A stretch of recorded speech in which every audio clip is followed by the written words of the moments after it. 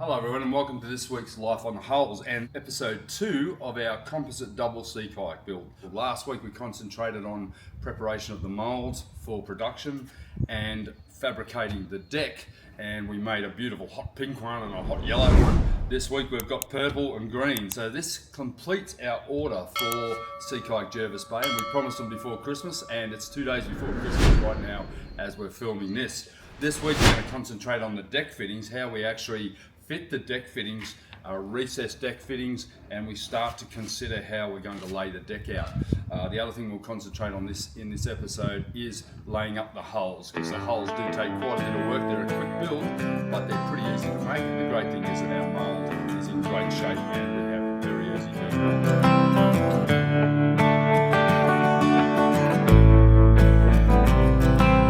do. Positioning the coaming can be a bit of a challenge. You've got to make sure it's actually positioned correctly down as well as side to side, because there is a little bit of give in the actual fitting of them.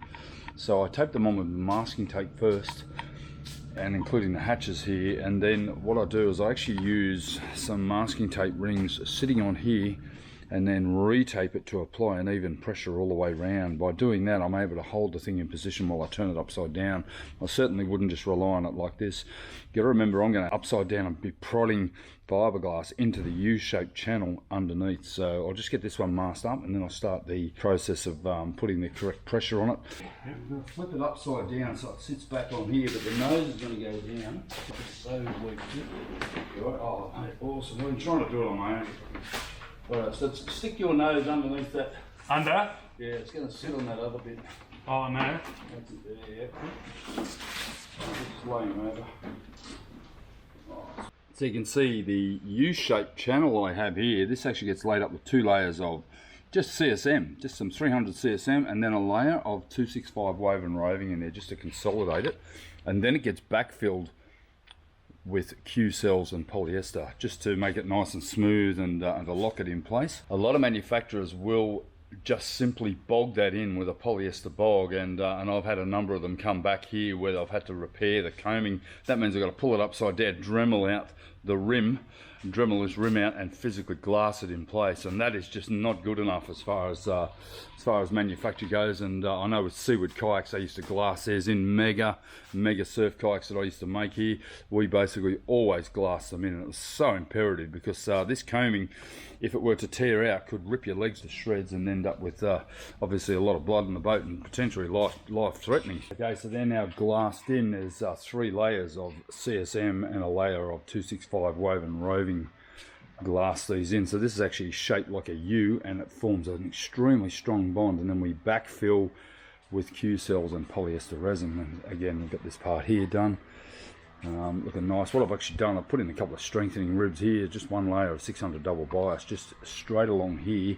This is a very weak point of the boat, right at the very stern of it, and once these fittings are all in place, the boat becomes a lot stronger. But I've done the same thing with the pink one over here, and that's now ready to go. Okay, I've got 2 full decks here ready to go, and what I need to do now is make some deck fittings, and they are comprised of some garden hose fittings just with a little bit of hose, and each one of those has to then be glassed in. Now, this is an old school double sea kayak, but to meet a standard that we sort of set a long time ago to have a full perimeter deck line around the outside of the boat, we need to have a rope or a lifeline running all the way through here. And you can see here I've actually drilled out each of the sections of the boat that is going to then take these fittings. So these will fit in like so from underneath, and then I'm going to glass them in, and I've had to do that with both of these boats. There's about 50 or 60 fittings on each boat, and as you can see, they're looking pretty good and basically ready to start outfitting. The seats are glassed in, they're backfilled, and I've got them ready to go. You can see here the holes that I've been drilling. I use a small spade bit, a speed bore like this, and that's keeps a nice crisp edge. The great thing is that the edges of the speed bores have little teeth, and it actually slices gently and doesn't chip the gel coat. We wouldn't want to have a lot of gel coat damage to repair afterwards, and then those will fit from underneath up through the hole On the newer kayaks, they have a recess molded into the mold. I never got around to doing that. If I was making these commercially again, I would certainly change the mold. It would be well worth my while to do that. It would save me tons of work. I mean, this is a full day's work just doing 2 boats with the deck fittings alone, so I could probably do them in about half an hour if I already had them recessed like I did with some of my newer molds. And a lot of our newer boats have recessed fittings that we can purchase commercially, but I've got to make these individually, and they're a lot cheaper, but by the same token that's about 3 hours work just making all those. So yeah, do without having to do that sort of stuff these days.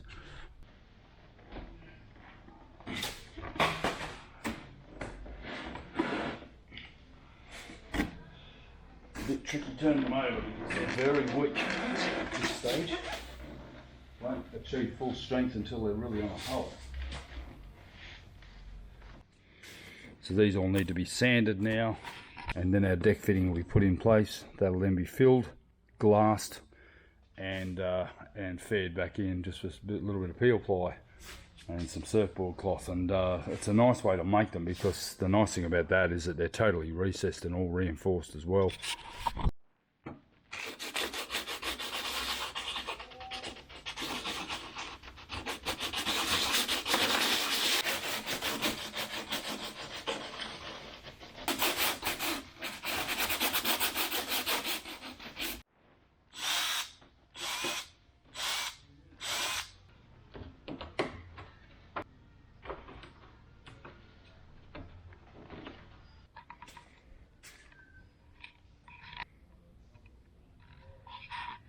Hey, so the 2 decks are now done with all of the fittings.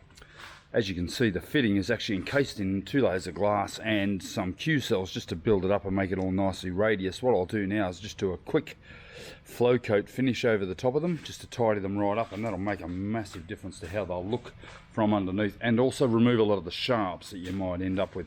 The whole deck will be quickly sanded before I do a final waxed layer of resin on it, just a waxed polyester. And as you can see here, I'm actually masked all of these fittings, and I'll just run around those quickly with some flow coat, some wax in gel coat, some wax and styrene in gel coat, around about 5 to 10%, just enough to take the stickiness out of the resin, and that'll tidy them up immensely. And then I'll get into sanding this Q cell backfill in, and then these will be ready to join onto the hulls.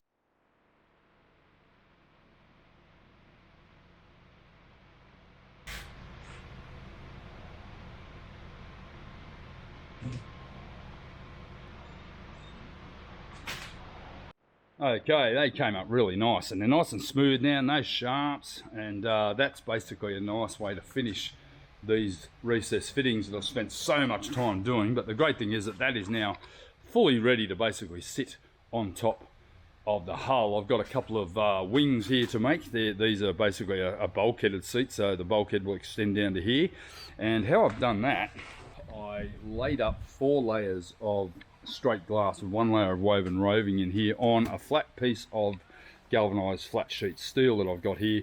And this material here is now going to become the forward bulkheads in all 4 boats that I'm making. I'll cut 4 bulkheads out of it, and the little wings that I need to make onto the seats there, I'll basically glass them in before I put the decks on the hulls, and that forms a secondary bulkhead, and it makes these boats very safe because the seat is the bulkhead.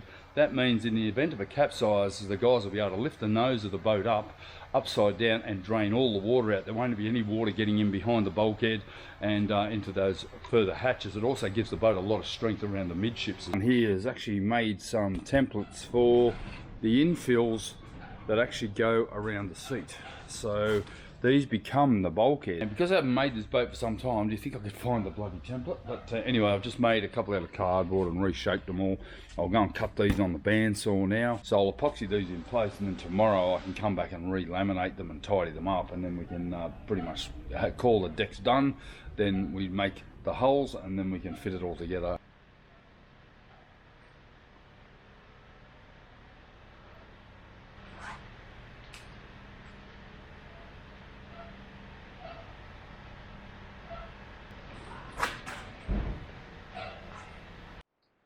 Alright, all glued up and filleted there with some thickened epoxy, and I'll come in tomorrow, maybe the next day, And what I'll do is I'll then laminate this with glass to make it all one piece. This side here we don't bother, we just basically fill and we'll end up flow coating that. And obviously ultimately it's going to have on the hull, it will be taped to the hull all the way around.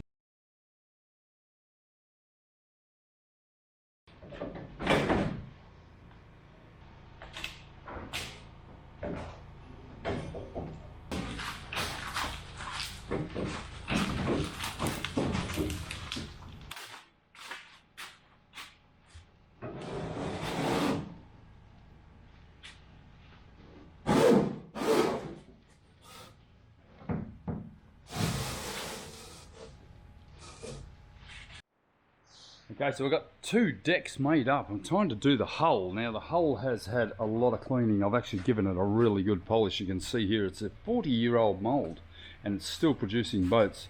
It's got a couple of areas where I've had to repair the mould here, and fortunately it's still fully serviceable. It has sat out in the weather for around 10 years, but it's amazing what you can do with something with a little bit of elbow grease, and I did that with our big catamaran. Our large 43-foot catamaran, the mould itself was 20 years old, that had sat in the field for 10 years in the blazing sun, highly oxidized, and 8 months of solid work, and I was able to restore every single one of those molds back to production quality.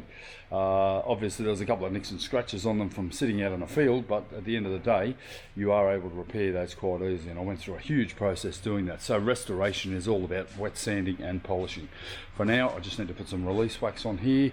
It's already had one coat of release wax, one more coat, and then I'm going to use brush gel for these because I'm not set up to spray here, and brush gel tends to suit the operators better because you can get a slightly thicker layer on here. Using brush gel can be a little bit fraught with danger if you put it on too thick, so you've got to be super careful to put it on very lightly, and then I'll put a second very light skim coat over the top of the first one to make sure we haven't got any voids, and then we can come in tomorrow morning and laminate the whole thing up.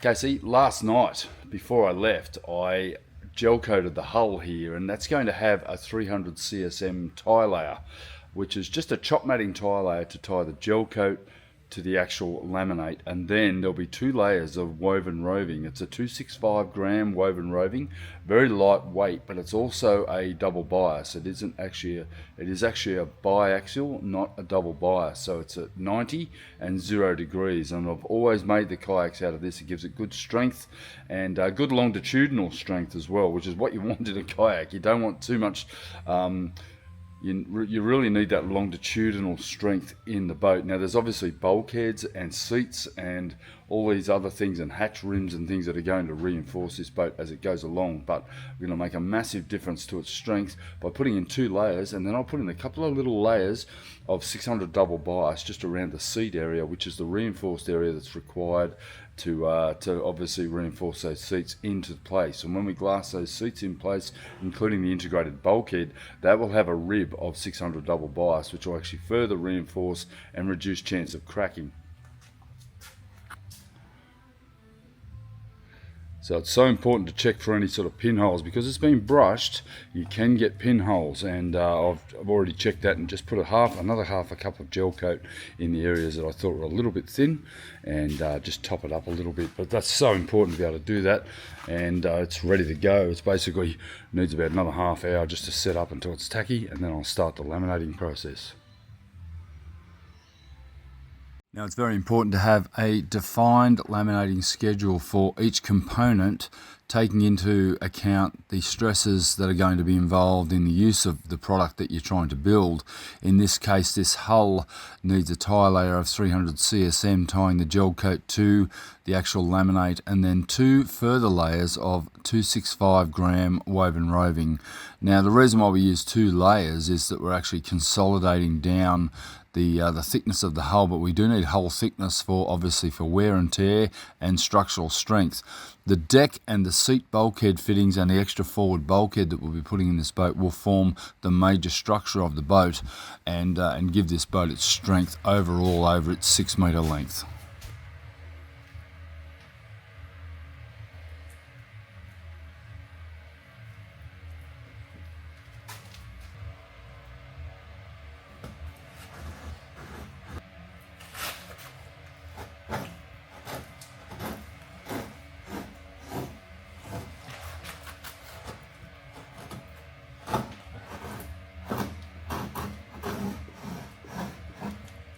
To do a test fit of the yellow deck here into the hull. What I'm test fitting, I know that the hull and deck are exactly the same because they came out of the same mold. However, these parts here, these bulkhead flanges that I've actually glassed in, they are an unknown until I get it in the boat, so I might have to do a little bit of trimming. It's just a simple sand. They're pretty much the right shape, but we might need to just trim them down a little bit. They're actually physically glassed into the hull to form the main bulkheads, and the whole thing fits very uniquely together. And you can see here the ribs, where the joins are, they are actually strategically placed to act as reinforcement for the bulkheads as well. So there's a lot of thought goes into making this boat. This is a bit like a strip-seated canoe, where the ribs, every metre we have a set of ribs, and that will actually reinforce this hull as we put it all together.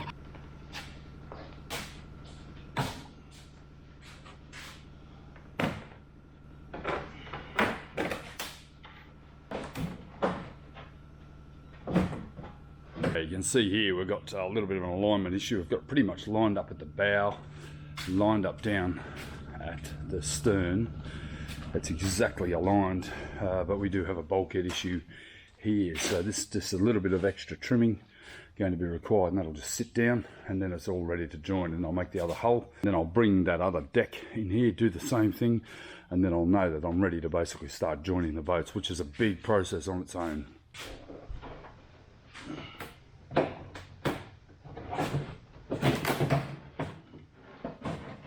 I've got these bulkheads matched.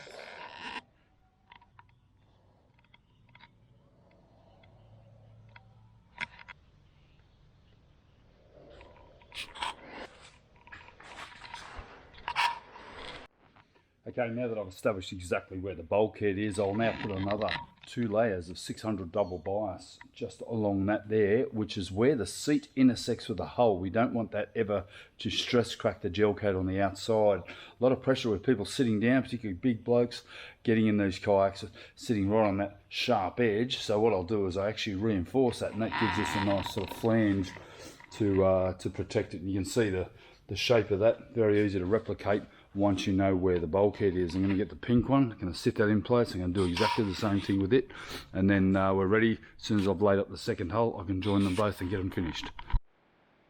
Alright, this guy is now taped up and ready for internal seaming. How that happens is it gets put on its side, and then a seam of 50mm of tape is then put on the inside. I usually do 2 layers, a layer of CSM and then a layer of cloth, and that's a nice way to finish that off. So this one here, I've just started to join it.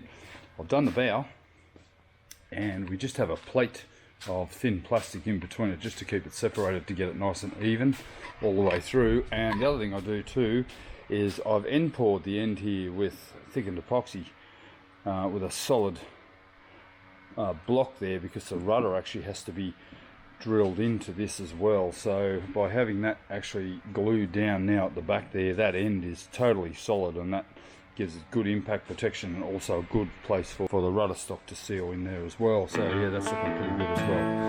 Nice to get these together, because now I've got half the space taken up, which is really nice as well. But yeah, they're looking pretty good.